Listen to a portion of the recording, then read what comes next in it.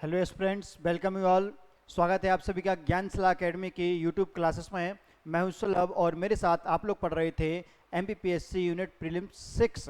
भाई प्रीलिम्स की यूनिट 6 भारत की और मध्य प्रदेश की अर्थव्यवस्था, जिसमें हमारा टॉपिक चल रहा था आत्मनिर्भर मध्य प्रदेश। तो लास्ट क्लास में हमने बेसिक इसके बारे में पढ़ा था। जल्दी से 5 मिनट में उसको रिवाइज करते हैं और हम उस टॉपिक को आगे बढ़ाते हैं। तो चलिए शुरू करते हैं। सबसे पहले तो इसका प्रारंभ, सबसे पहले हमने आत्मनिर्भर भारत की बात की थी, जिसकी शुरुआत कब, 12 मई 2020 को। कब? 12 मई 2020। यहाँ डेट क्या थी? 12 मई। फिर कितने लाख करोड़ का पैकेज था? 20 लाख करोड़ का पैकेज था, जो कितना हमारी अर्थव्यवस्था, हमारी जीडीपी का कितने 10% था, हमारी जीडीपी के 10% के बराबर था। फिर बात आती है इसके कितने 5 स्तंभ थे। कौन कौन से 5 स्तंभ थे? सबसे पहले बात हुई थी अर्थव्यवस्था की। अर्थव्यवस्था के लिए आधारभूत संरचना आवश्यक है, उसके लिए प्रौद्योगिकी हमें चाहिए। और प्रौद्योगिकी के बाद कौन सा, किसका, जिसके पास प्रौद्योगिकी हो जाएगी, कौशल युक्त हो जाएगा, वह जीवंत जनसांख्यिकी हो जाएगी। तो उससे क्या मांग जनरेट होगी? तो यह 5 स्तंभ थे। कितने? अर्थव्यवस्था, आधारभूत अधोसंरचना, प्रौद्योगिकी, जीवंत जनसांख्यिकी और मांग। फिर इसी आधार पर मध्य प्रदेश ने आत्मनिर्भर मध्य प्रदेश रोड मैप जारी किया था। आत्मनिर्भर मध्य प्रदेश रोड मैप। अगर मैं बात करूं इसकी शुरुआत कब की गई, तो 12 नवंबर 2020 को यह रोड मैप क्या उपलब्ध कराया गया था। मध्य प्रदेश सरकार द्वारा यह घोषित किया गया था 12 नवंबर 2020 को। डेट याद होगी आप सभी को। फिर इसमें आपको एक महत्वपूर्ण डेट बताई थी मैंने, क्या? 25 अगस्त 2020। 25 अगस्त 2020 भी क्यों उस दिन? भाई इसके लिए सबसे पहले कैबिनेट की मीटिंग आयोजित कराई गई थी। किसकी? कैबिनेट की मीटिंग। फिर मैं बात करूं कि भाई जो रोड मैप था उसे क्या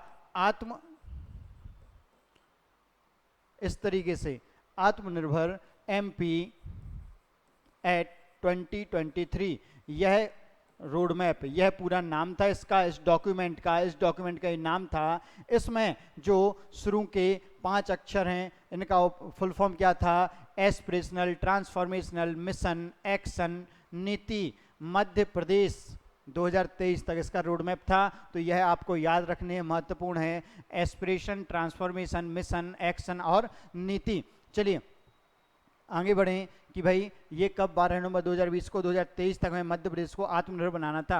इसके भी क्या, आत्मनिर्भर मध्य प्रदेश के कितने 4 पिलर थे। भाई अर्थव्यवस्था वहाँ थी, तो अर्थव्यवस्था और रोजगार यहाँ पर है। वहाँ पर क्या प्रौद्योगिकी थी, तो प्रौद्योगिकी से सुशासन लाना है। आधारभूत अधोसंरचना वहाँ थी, तो भौतिक अधोसंरचना यहाँ पर है। भारत के और मध्य प्रदेश के हम स्तंभों की बात करें, वहाँ क्या थी? जीवंत जनसांख्यिकी थी, तो यहाँ पर शिक्षा और स्वास्थ्य, शिक्षा और स्वास्थ्य। और यहाँ 4 हैं, वहाँ कितने 5 पिलर थे। कितने?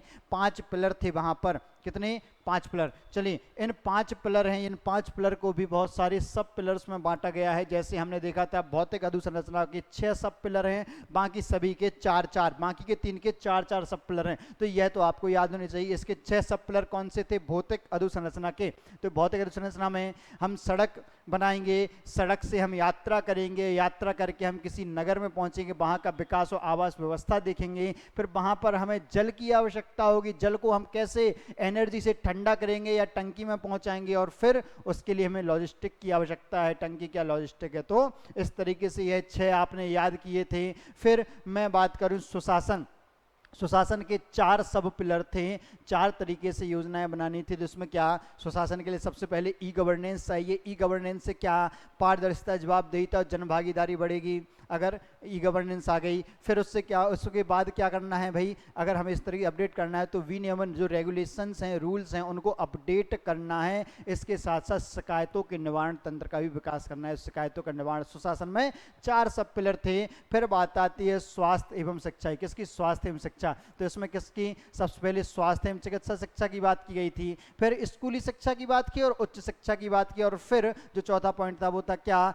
तकनीकी शिक्षा एवं कौशल विकास। तो यह 4 क्या स्वास्थ्य और शिक्षा के पिलर है, याद हो रहे होंगे। इस तरीके से कहानी के रूप में याद कीजिएगा तो आपको याद हो जाएंगे। फिर अर्थव्यवस्था एवं रोजगार की अर्थव्यवस्था का विकास करना है, रोजगार उपलब्ध कराना है, तो उसके लिए क्या, कृषि एवं संबद्ध क्षेत्र, प्राथमिक से कृषि एवं संबद्ध क्षेत्र, और प्राकृतिक संसाधन, क्या प्राकृतिक संसाधन, द्वितीय क्षेत्र से उद्योग एवं कौशल विकास, उद्योगों को कौशल की जरूरत होती है, और तृतीय सेवा क्षेत्र में व्यापार एवं वाणिज्य, कॉमर्स एंड ट्रेड, दोनों चीजें, ट्रेड एंड कॉमर्स। तो फिर अर्थव्यवस्था हुई। फिर बात आती है भाई जो भौतिक अधोसंरचना है, उसके हमने 6 पिलर पढ़े। तो भाई जो आत्मनिर्भर भारत है उसके 5 पिलर, आत्मनिर्भर मध्य प्रदेश के 4 पिलर, और जो 4 पिलर हैं उनके अलग अलग पिलर्स भी हैं, सब पिलर्स हैं। तो भौतिक अधोसंरचना में 6, सुशासन में 4, स्वास्थ्य एवं शिक्षा में 4, और अर्थव्यवस्था एवं रोजगार में 4। वह भी आपको याद हो चुके होंगे अभी तक। फिर हमने बात की थी कि जो भौतिक अधोसंरचना के पिलर्स हैं वो हमने पढ़ रहे थे। तो इसमें क्या,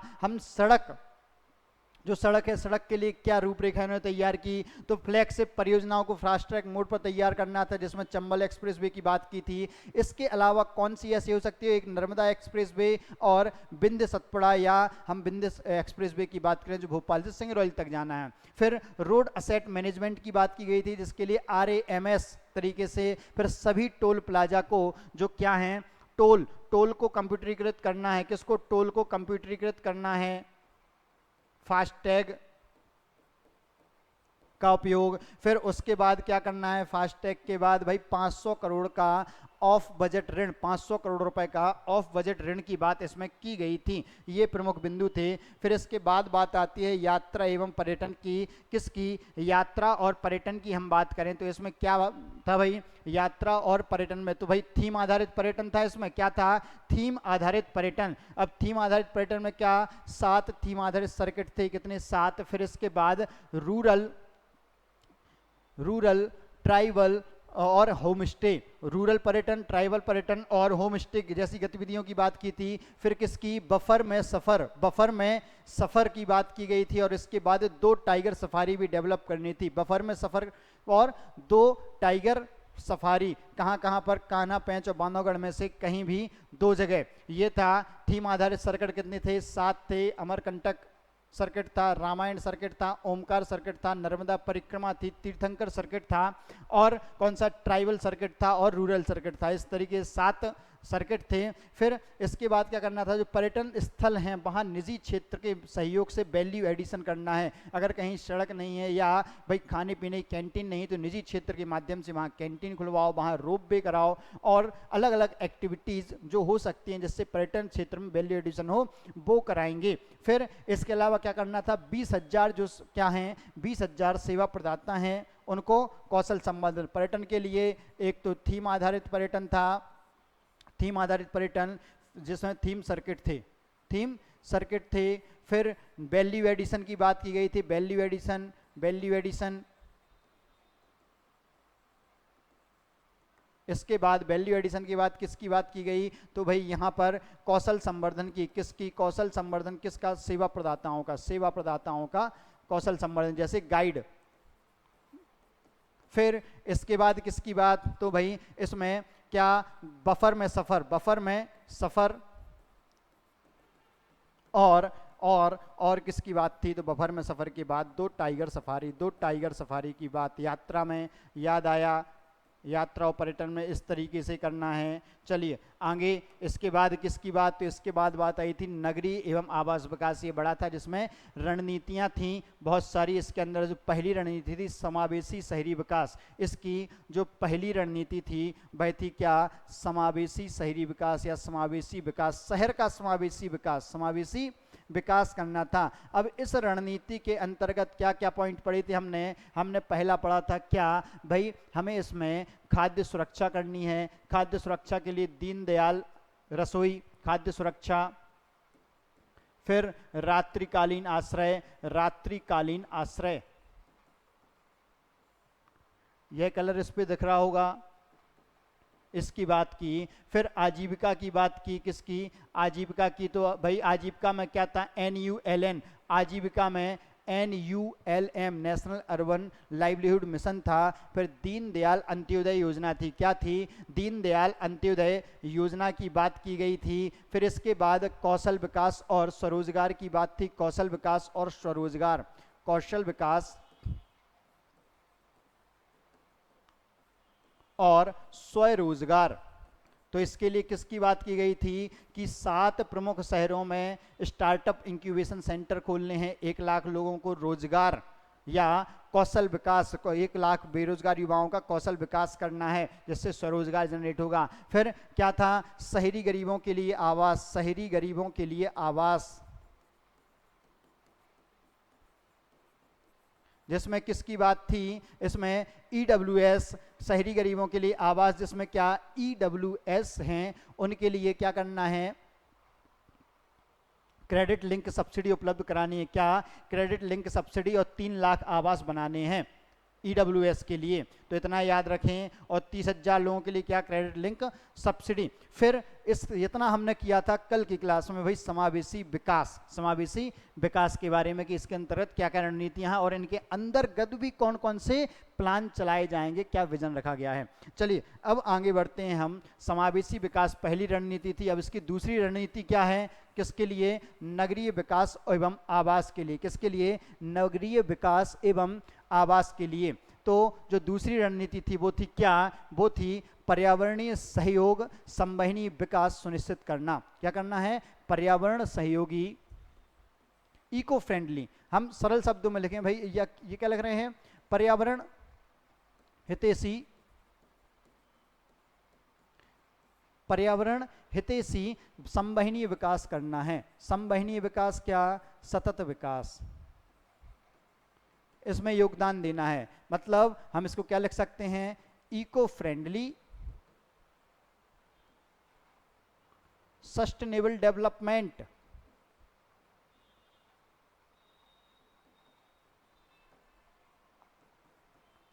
इको फ्रेंडली सस्टेनेबल डेवलपमेंट को सुनिश्चित करना है दूसरी रणनीति। पहली रणनीति समावेशी विकास, तो नगरों में समावेशी विकास, सभी तरह के लोगों का विकास। फिर करना है इको फ्रेंडली तरीके से, क्या करेंगे? SDG को, मतलब सस्टेनेबल डेवलपमेंट को। तो इसमें क्या? सबसे पहले तो बात होगी पर्यावरण हितैषी के लिए तो सीवरेज की।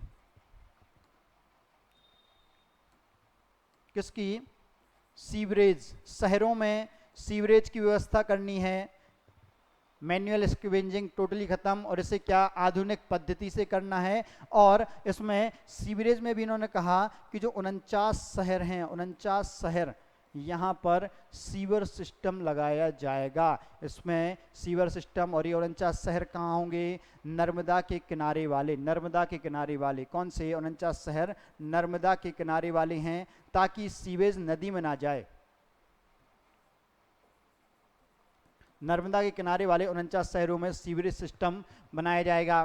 फिर बात आती है सैनिटेशन की। किसकी? सैनिटेशन मतलब स्वच्छता, सफाई,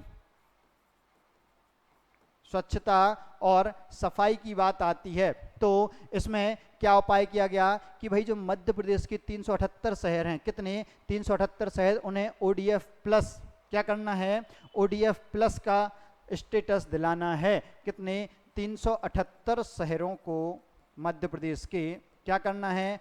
ODF प्लस, मतलब खुले में शौच मुक्त करना है इसका दर्जा। और जो इंदौर है, इंदौर को क्या? Water plus city. इसमें दूसरी बात क्या की? इंदौर को वाटर प्लस सिटी बनाना है। ये इनके देखो विजन डॉक्यूमेंट में था, तब तो इंदौर को वाटर प्लस घोषित किया गया, तो इंदौर को क्या? वाटर प्लस सिटी बनाना है, वाटर प्लस सिटी। यह सैनिटेशन के लिए बात की गई थी। फिर इसके बाद जो अगला पर्यावरण इको फ्रेंडली सस्टेनेबल डेवलपमेंट के लिए उन्होंने बात की ठोस अपशिष्ट प्रबंधन की। किसकी? ठोस अपशिष्ट प्रबंधन। अब ठोस अपशिष्ट प्रबंधन के लिए सबसे पहले क्या है? कचरे को इकट्ठा करना। कचरे को इकट्ठा करके जहां से इकट्ठा कर रहे हैं वहीं पर उसमें सेग्रीगेशन करना, पृथक्करण करना। मतलब कचरे का 100% स्रोत पर ही क्या करना है? पृथक्करण, सेग्रीगेशन। मतलब गीला कचरा अलग, सूखा कचरा अलग, भाई जो इलेक्ट्रॉनिक कचरा है वह अलग, ऐसा सेग्रीगेशन करना है, उसके स्रोत पर ही जहाँ से कचरा जनरेट हो रहा है वहीं पर उसमें क्या करना है, सेग्रीगेशन करना है। वही कितना करना है, 100%। और जो 75% यही जो ठोस अपशिष्ट निकल रहे हैं प्रतिदिन नगरीय, उनको क्या 75% तक रिसाइकिल करना है। 75% तक कचरे को क्या करना है, रिसाइकिल करना है। भाई इतना आप स्क्रीनशॉट लीजिए, बोर्ड भर चुका है, तो हम अब और आगे और लिखेंगे भाई इसमें। तो भाई ठोस अपशिष्ट प्रबंधन के लिए इस तरीके से करेंगे। फिर इसके बाद क्या होगा, जो शहर हैं, जिला मुख्यालय हैं, जिला मुख्यालयों पर इसी के लिए क्या होगा, जिला मुख्यालयों पर आधुनिक लैंडफिल, वैज्ञानिक तरीके से आधुनिक लैंडफिल की व्यवस्था, जो रिसाइकिल नहीं हो रहा है उसके लिए, किसके लिए, जो रिसाइकिल नहीं हो रहा है उसके लिए आधुनिक लैंडफिलों की जिला मुख्यालयों पर व्यवस्था। आधुनिक लैंडफिल बनाए जाएंगे कहाँ, जिला मुख्यालय पर। भाई जैसे रिसाइकिल कैसे कर रहे हैं, भाई कुछ कचरे से बायो एथेनॉल बना रहे हैं, बायो ईंधन बना रहे हैं, बायोगैस बना रहे हैं। कहीं पर चौराहों पर, इंदौर में आप देखें चौराहों पर अलग अलग तरीके से उस जो ठोस अपशिष्ट है, प्लास्टिक की बॉटल्स हैं, उनका प्रयोग मॉन्यूमेंट बनाने के लिए किया जा रहा है, या अलग अलग चीज़ों को बनाने के लिए इसका उपयोग किया जाएगा। तो इस तरीके से वैज्ञानिक स्तर पर क्या करना है भाई, आधुनिक लैंडफिल की व्यवस्था करनी है। किसकी, आधुनिक लैंडफिल की। चलिए आगे बढ़ते हैं। अभी 4 चीजें हुई हैं, सीवरेज, सैनिटेशन और ठोस अपशिष्ट। सीवरेज, सैनिटेशन और ठोस अपशिष्ट, इसका स्क्रीनशॉट आप लोगों ने ले लिया होगा। चलिए आगे बढ़ते हैं।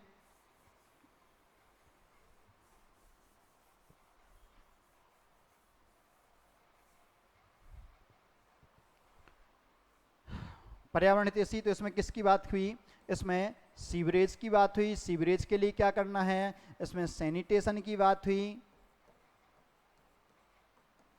और ठोस अपशिष्ट प्रबंधन की। ठोस अपशिष्ट प्रबंधन के लिए टारगेट रखे।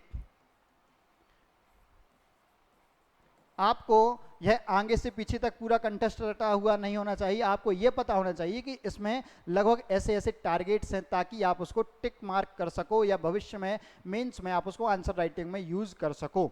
चलिए फिर इसके बाद इसमें चौथी बात थी क्या, वायु गुणवत्ता, एयर क्वालिटी। एयर क्वालिटी, वायु गुणवत्ता की बात इसमें की गई। अब वायु गुणवत्ता के लिए इन्हें क्या करना है, वायु गुणवत्ता के लिए क्या करेंगे कि भाई इन्होंने टारगेट रखा है। क्या टारगेट रखा है कि जिन शहरों की आबादी 10 लाख प्लस जनसंख्या वाले शहर,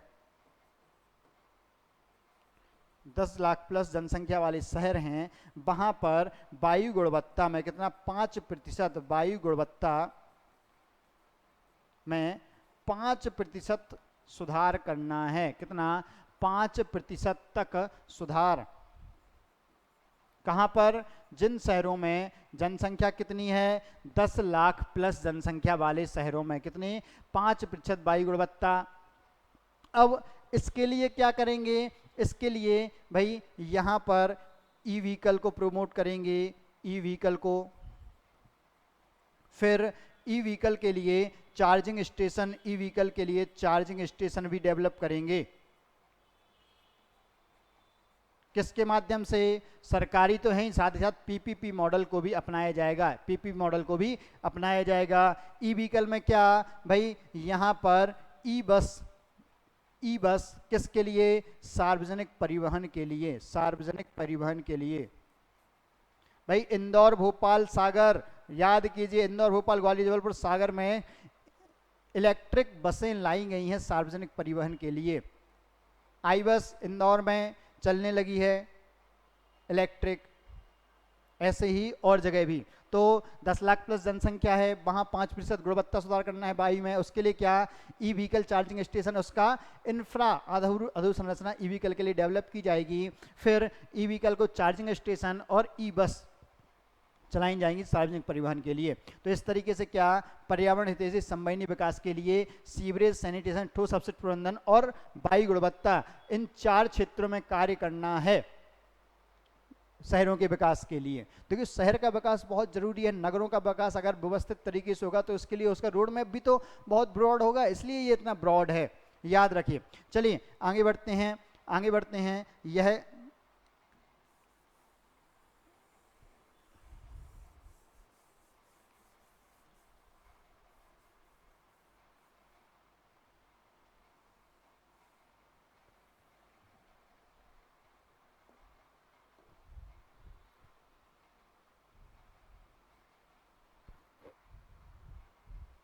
चलिए तीसरी रणनीति की बात करें। पहली रणनीति समावेशी विकास और दूसरी रणनीति कौन सी हो गई? दूसरी रणनीति पर्यावरण हितैषी इको फ्रेंडली सस्टेनेबल डेवलपमेंट सुनिश्चित करना। और तीसरी रणनीति है जो नगरीय सुशासन है, नगरीय सुशासन के लिए कानूनी और राजकोषीय सुधार। तो इसमें क्या कानूनी व राजकोषीय सुधार करने हैं। कानूनी मतलब जो कोई कानून है, नियम है, और साथ में राजकोष मतलब क्षेत्रीय स्तर पर जो उस नगरीय निकाय का राजकोष है, पैसा है, जो राजस्व की प्राप्ति होती है और खर्च होता है, तो उसमें सुधार करना है। राजकोषीय सुधार और कानूनी सुधार की बात की गई है, किसके लिए? नगरीय विकास के लिए। किसके लिए? नगरीय विकास के लिए। अब इसमें क्या प्रावधान? तो सबसे पहले तो कानूनी सुधार की बात करें, दो प्रकार के सुधार हैं, कानूनी सुधार और राजकोषीय सुधार। तो इसके लिए कानूनी सुधार में क्या होगा? जो कानून है, नियम है, उनका एकीकरण होगा। क्या? नगरीय निकायों के कानून, जो नगरीय कानूनों का एकीकरण। अगर किसी एक विषय पर दो या अधिक कानून हैं तो उनका क्या? नगरीय कानूनों का एकीकरण किया जाएगा। क्या होगा? एकीकरण। फिर इसमें क्या होगा कि कार्य संचालन और भूमि विकास आदि के नियमों में संशोधन। मतलब सभी जो नियम हैं, जो सभी नियम हैं, नियमों में संशोधन होगा, कानूनों में संशोधन होगा, नियमों में संशोधन करके संशोधन होगा, प्लस अपडेट होंगे, मतलब अद्यतन होगा। इन सभी में अद्यतन किया जाएगा ताकि सरल तरीके से यह कार्य संचालित किए जा सकें और विकास की परियोजनाएं यहाँ पर लागू की जा सकें। इसके लिए क्या होगा? संशोधन। फिर मैं बात करूं राजकोषीय सुधार की। किसकी? राजकोषीय सुधार की। तो राजकोषीय सुधार के लिए क्या किया जाएगा? अगर मैं बात करूं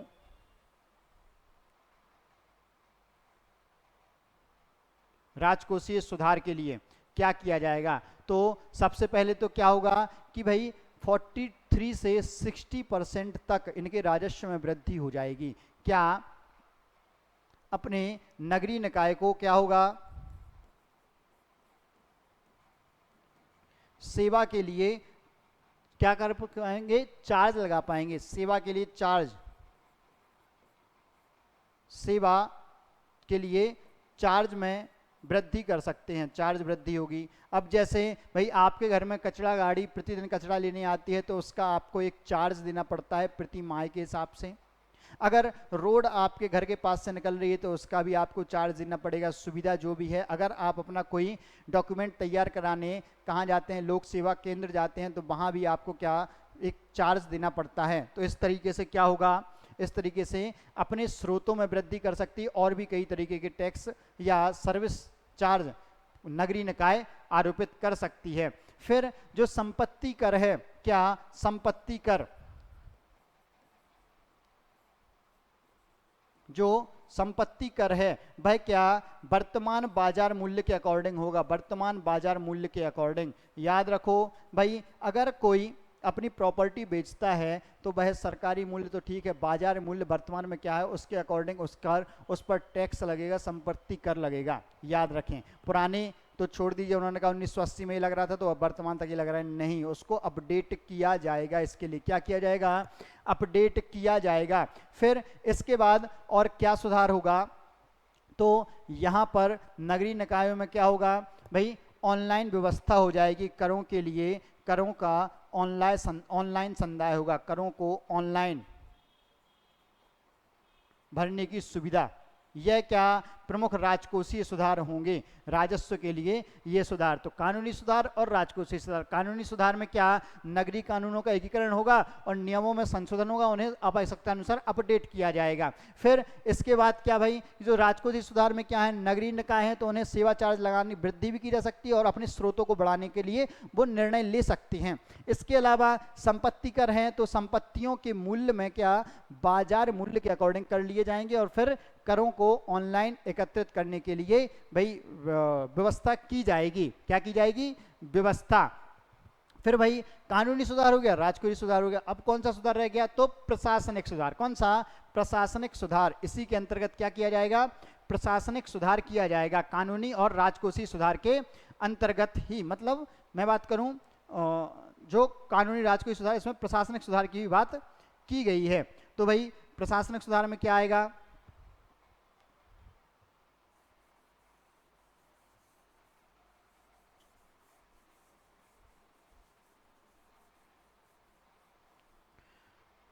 जो प्रशासनिक सुधार है इसमें क्या, शहरी प्रबंधन, जो शहरी प्रबंधन है उसके लिए एक संस्थान की स्थापना, उसका सहयोग लिया जाएगा शहरी प्रबंधन के लिए। शहरी प्रबंधन के लिए क्या, अधिकारी हैं उन्हें ट्रेनिंग दी जाएगी। क्या दी जाएगी, ट्रेनिंग प्रशासनिक सुधार के लिए वहां पर। और ये कौन सा, राष्ट्रीय अभिशासन और शहरी प्रबंध संस्थान, राष्ट्रीय, नोट कर लीजिए सभी, राष्ट्रीय अभिशासन एवं शहरी प्रबंध संस्थान, इसका संचालन किया जाएगा। ठीक, यह क्या, शहरों के विकास के लिए ट्रेनिंग भी देगा। क्या देगा, ट्रेनिंग देगा। तो भाई ये क्या, समावेशी विकास, पर्यावरणीय संवहनी विकास और कानूनी एवं राजकोषीय सुधार, जिसमें कानूनी सुधार, राजकोषीय सुधार, प्रशासनिक सुधार तीनों शामिल हैं। चलिए अब हम बात करें फोर्थ रणनीति की। कौन से नंबर की, फोर्थ नंबर की रणनीति। तो यह कौन सी है, ई गवर्नेंस, या मैं बात करूं शहरी सेवा प्रदाय की गुणवत्ता में, शहरी सेवा प्रदायगी की गुणवत्ता में सुधार, प्रदायगी गुणवत्ता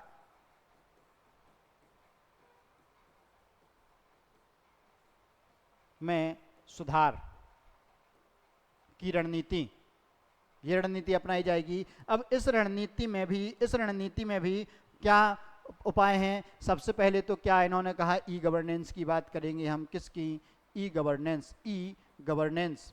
अब ई गवर्नेंस से क्या, सेवा प्रदायगी में सरलता आएगी, उसमें गुणवत्ता का इनपुट होगा। जैसे जितने भी नागरिक हैं उन्हें ऑनलाइन जोड़ा जाएगा, ऑनलाइन जोड़ा जाएगा। फिर जो सभी शहर हैं, शहरों को क्या किया जाएगा, जीआईएस मैपिंग की जाएगी, जीआईएस मैपिंग की जाएगी। भाई जो रिमोट सेंसिंग है उसके माध्यम से इनकी सर्वेक्षण किया जाएगा, जीआईएस सर्वे किया जाएगा, जिससे क्या सटीक जानकारी होगी तो सेवा भी अच्छे से प्रदान की जाएगी। फिर भवन निर्माण अनुमति, क्या इसमें भवन निर्माण की अनुमति,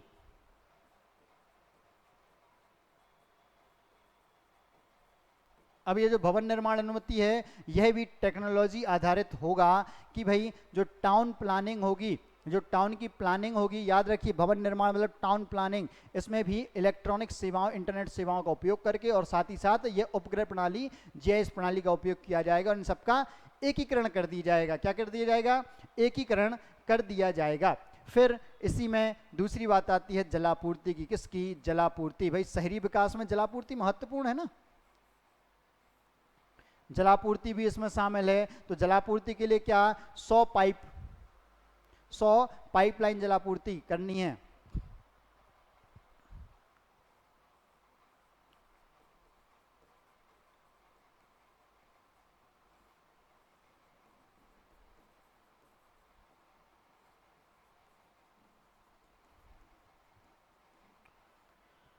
शहरों में जलापूर्ति के लिए इनका भाई संचालन किया जाएगा। फिर और क्या होगा भाई, तो वर्षा जल है उसका संचयन क्या करेंगे, वर्षा जल का संचयन करेंगे। फिर सार्वजनिक परिवहन, फिर बात आती है सार्वजनिक परिवहन की। तो भाई जलापूर्ति ये सेवा दे रहे हैं ना, पानी उपलब्ध करा रहे हैं घरों घरों में, तो उसकी। फिर सार्वजनिक परिवहन की बात होगी इसमें, तो सार्वजनिक परिवहन को सुलभ करना है, ई बस चलानी है। फिर इंट्रा सिटी पब्लिक ट्रांसपोर्ट इसमें महत्वपूर्ण है, इंट्रा सिटी पब्लिक ट्रांसपोर्ट। जैसे भाई इंदौर से उज्जैन के लिए, इंदौर से देवास के लिए, इंदौर से पीथमपुर के लिए, या इंदौर से भोपाल के लिए जो बसेस चलती हैं वो इंट्रा सिटी चल रही हैं भाई, या सिटी बसेस भी हैं तो जो शहरों में चलती हैं भाई। अभी तक 14 शहरों में चल रही, कितनी 14। तो यहाँ इस ट्रांसपोर्ट को 14 से बढ़ाकर कितना 20 शहरों में संचालित करना है। इंट्रासिटी को कितने 20 शहरों में संचालित करना है इंट्रासिटी ट्रांसपोर्ट को। यह बहुत महत्वपूर्ण है, याद रखें, इस डेटा को याद रखें। और इंदौर और भोपाल में सार्वजनिक परिवहन के लिए इंदौर और भोपाल में क्या करना है, मेट्रो परियोजनाएं प्रारंभ करना है शीघ्र अतिशीघ्र, क्या मेट्रो परियोजनाएं। फिर इसके बाद आखिरी बिंदु है क्या शहर में रोशनी, शहर में रोशनी की बात या लाइटिंग की बात। तो भाई इसके लिए क्या, इसके लिए solar street light, solar street light की बात, solar street light, solar street light की बात की गई इसमें, किसकी, सोलर स्ट्रीट लाइट की बात याद रखें। तो क्या हुआ भाई, यह है शहरी सेवा प्रदायकी में पहले तो ई गवर्नेंस की बात, तो जीआईएस सर्वे होगा और भवन निर्माण और टाउनशिप वगैरह हैं तो इन्हें क्या एकीकृत किया जाएगा, परमिशन इजीली सेवा प्रदायकी की। फिर जल आपूर्ति, तो 100 पाइपलाइन मतलब पाइपलाइन से जल आपूर्ति के लिए 100 परियोजनाएं संचालित की जाएंगी। फिर सार्वजनिक परिवहन के लिए इंट्रा सिटी ट्रांसपोर्ट और मेट्रो रेल प्रोजेक्ट की बात की। फिर शहर में रोशनी के लिए स्ट्रीट लाइट जो है वो सोलर आधारित, सोलर एनर्जी आधारित रहेंगी, ऐसी बात की गई थी। अब पांचवी रणनीति की हम बात करें, हम पांचवी रणनीति की बात करें तो पांचवी रणनीति क्या थी इसके लिए,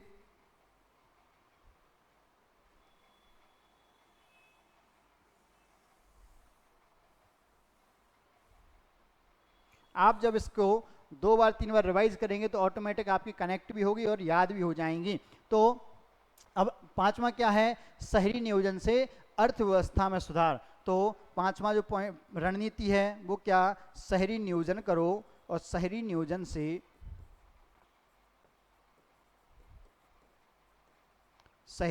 से अर्थव्यवस्था में सुधार करना था। किसमें, अर्थव्यवस्था में।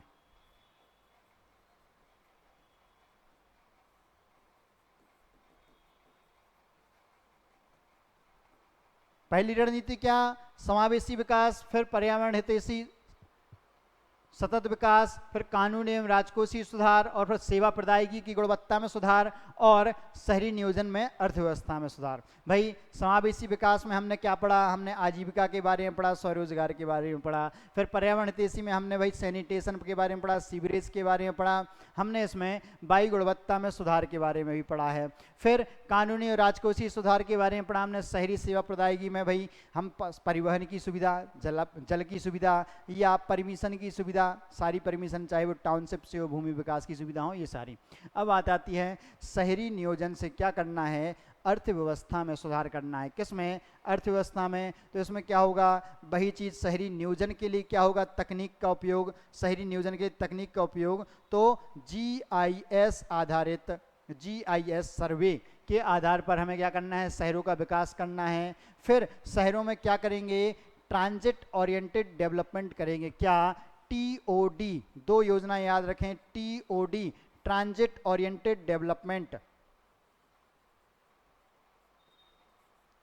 Transit oriented development. मतलब भाई अगर कोई बड़ा शहर है जैसे इंदौर है, इंदौर से खंडवा तरफ जाने के लिए एक अलग बस स्टैंड है, भाई सागर जाने के लिए अलग बस स्टैंड डेवलप करेंगे। और फिर मैं बात करूं महाराष्ट्र तरफ जाने के लिए अलग, या राजस्थान तरफ जाने के लिए अलग से बस स्टैंड, अलग से एग्जिट प्लान की भाई निर्माण करेंगे यहाँ पर। फिर ऐसे ही एक है क्या, टीओडी योजना, और एक है टीडीआर योजना। कौन सी, टीडीआर योजना, टीडीआर इसका फुल फॉर्म क्या है? ट्रांसफर ऑफ डेवलपमेंट राइट्स, मतलब विकास के लिए जो अधिकार हैं उनका स्थानांतरण एक बॉडी से दूसरी बॉडी में भी किया जा सकता है। क्या? Transfer of development rights, TDR योजना चलाई जाएगी, और TOD transit of oriented development, transit oriented development plan, ये दो चलाए जाएंगे। किसके लिए यह चलाए जाएंगे भाई? शहरी नियोजन की अर्थव्यवस्था में, शहरी नियोजन से अर्थव्यवस्था में सुधार के लिए। जल्दी से इसका स्क्रीनशॉट ले लें आप।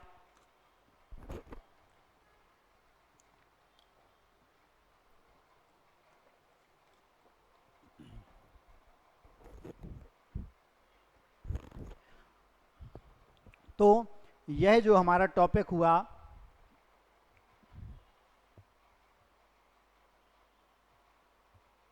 यह टॉपिक हुआ कौन सा भाई? सबसे पहले तो हमने बात की इसमें किसकी, देख सकते हैं आप, नगरीय विकास एवं आवास जो भौतिक अधोसंरचना में थी। किसमें? भौतिक अधोसंरचना में नगरीय विकास एवं आवास की बात थी। तो भाई सबसे पहले क्या था? सड़क, सड़क बनानी है। सड़क से क्या करना है हमें? यात्रा और पर्यटन, यात्रा और पर्यटन के लिए देखा, और उससे हम क्या नगरीय विकास करेंगे, आवास की व्यवस्था करेंगे, तो इसके लिए देख लिया। अब इसके बाद हमें क्या, वहाँ पानी की ज़रूरत थी। किसकी? पानी की ज़रूरत थी। तो हम देखते हैं भाई जल, जल, जल के लिए क्या व्यवस्थाएं की गई हैं? किसके लिए? जल के लिए। तो आइए देखते हैं भाई। तो भाई जल के इन्होंने क्या सेक्टर ओपन किए? सबसे पहले तो पेयजल, सबसे पहले क्या? पेयजल। तो पेयजल के लिए कौन सी परियोजना, कौन से टारगेट? सबसे पहले क्या? पाइप्ड,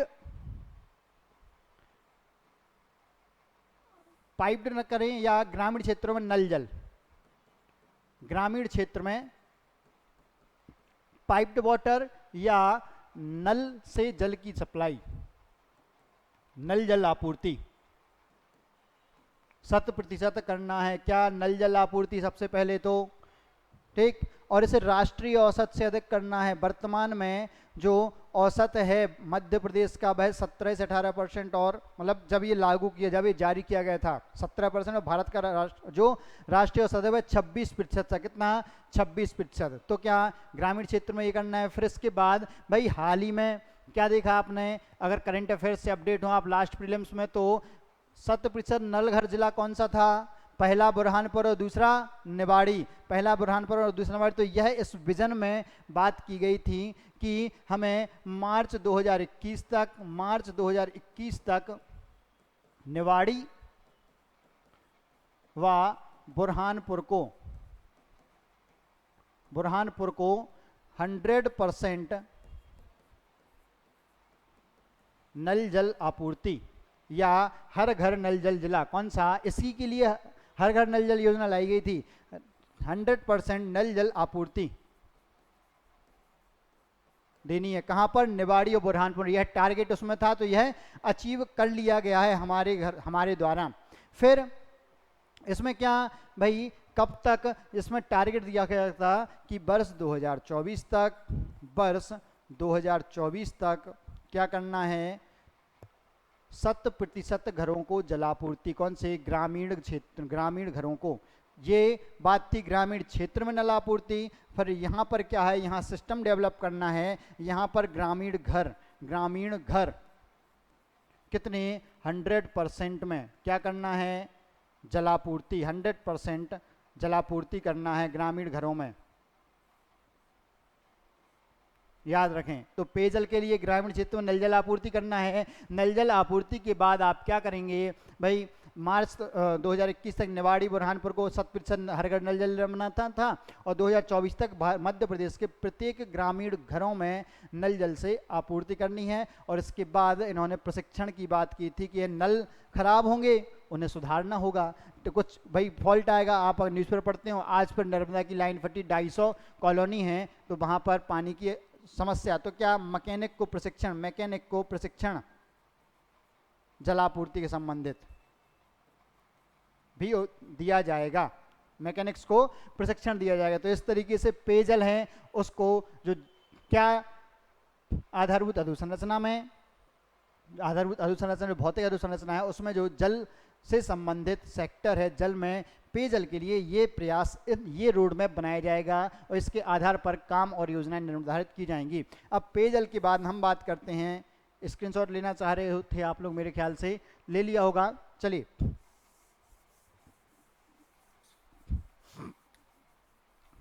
पेयजल के बाद मैं बात करूं सिंचाई की। भाई सिंचाई की बहुत ज़्यादा ज़रूरत है। सिंचाई मैं बात नहीं कर रहा हूं भाई, ये हमारा आत्मनिर्भर मध्य प्रदेश का रोड मैप बात कर रहा है। तो सिंचाई के लिए क्या करना है, सबसे पहले तो नर्मदा नदी की जो परियोजना है, नर्मदा नदी पर संचालित परियोजनाएं हैं, इनके लिए क्या करना है, नर्मदा नदी पर संचालित परियोजनाएं, इनके लिए लगभग कितना 15,000 करोड़, कितना 15,000 करोड़ का ऑफ बजट ऋण,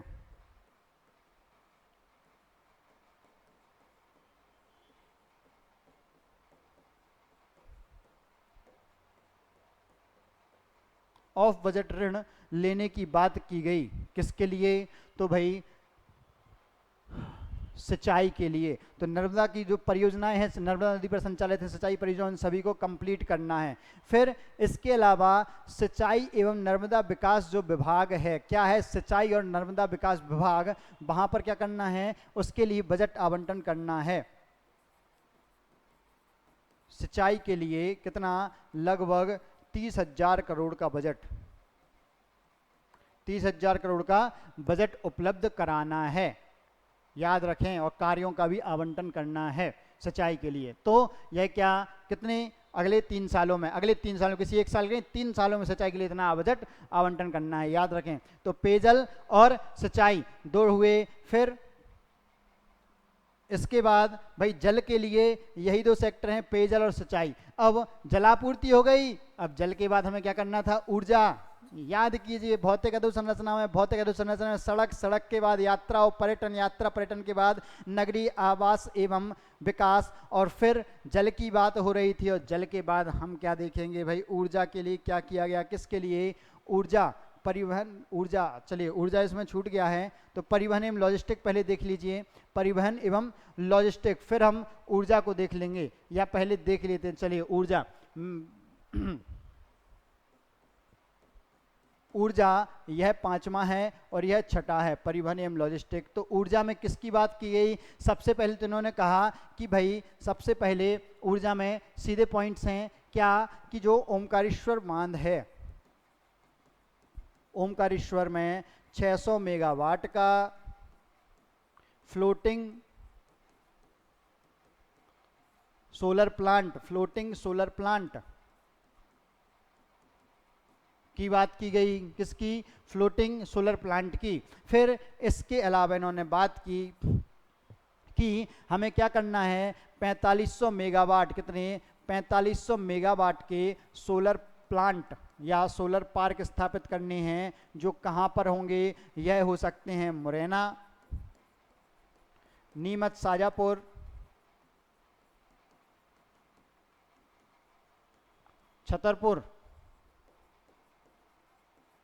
इन क्षेत्रों की पहचान की गई है। भाई आगर भी है, क्या है, आगर भी है। यहाँ इन क्षेत्रों की पहचान की गई है, यहाँ पर लगभग 4500 मेगावाट के सोलर प्लांट स्थापित करना है। फिर इसके बाद इन्होंने ऊर्जा के लिए कहा कि हम ग्रीन एनर्जी कॉरिडोर डेवलप करेंगे, ग्रीन एनर्जी कॉरिडोर, ताकि ग्रीन एनर्जी पर संचालित कॉरिडोर डेवलप हों, सारी चीज़ें क्या होंगी, ग्रीन एनर्जी से संचालित होंगी,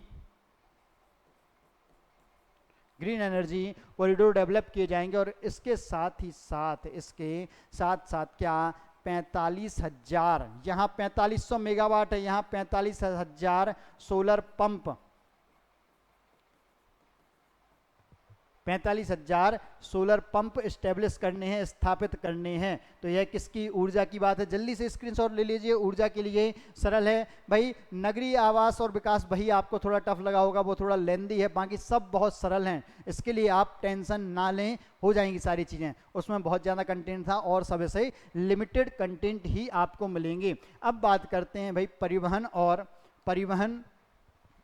और लॉजिस्टिक की। तो परिवहन और लॉजिस्टिक, नगरीय आवास विकास में वैसे तो आप पढ़ चुके हैं, ठीक। तो अब परिवहन लॉजिस्टिक के लिए क्या करना है भाई, तो इसमें भाई सबसे पहले तो multi modal logistic hub, multi modal logistic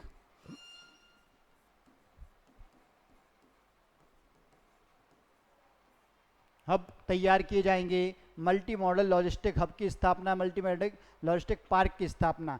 फिर इसके बाद क्या एक आता है कि भाई डिजिटल प्लेटफॉर्म बनाना है लॉजिस्टिक्स के लिए, डिजिटल प्लेटफॉर्म जिसमें क्या होगा, जिससे क्या होगा, जो end to end digital platform जो एंड टू एंड कनेक्टिविटी के लिए आवश्यक हो। तो इसके लिए क्या करना है, डिजिटल प्लेटफॉर्म बनाना है, डिजिटल प्लेटफॉर्म।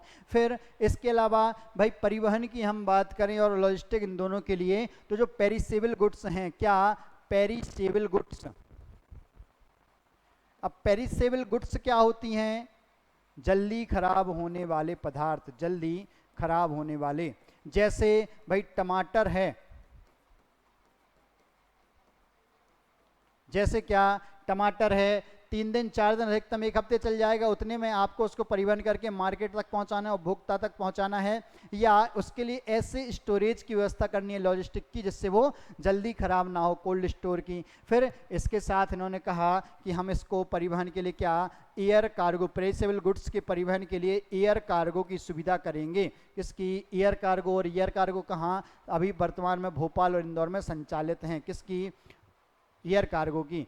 फिर जो उद्योग हैं, अगला पॉइंट क्या, जो उद्योग हैं, यह तो हुआ भाई एक पॉइंट, यह इसका सब पॉइंट था भाई, पेरिसेबल गुड्स को खराब होने से बचाने के लिए जो पेरिसेबल गुड्स हैं उनके लिए एयर कार्गो की सुविधा होगी। भाई पहली सब्जियां भाई ट्रकों से आ रही थी, साइकिल से आ रही थी, अब उनका हाँ चलो भाई फ्रेश आएगी, यहाँ से सीधा खंडवा से क्या करेंगे, प्याज उठाकर सीधा रीवा पहुंचा दिया एरोप्लेन से, ठीक, इस तरीके से। फिर इसमें क्या करना है, जो उद्योग हैं, उद्योगों की आवश्यकता अनुसार, उद्योगों के अनुरूप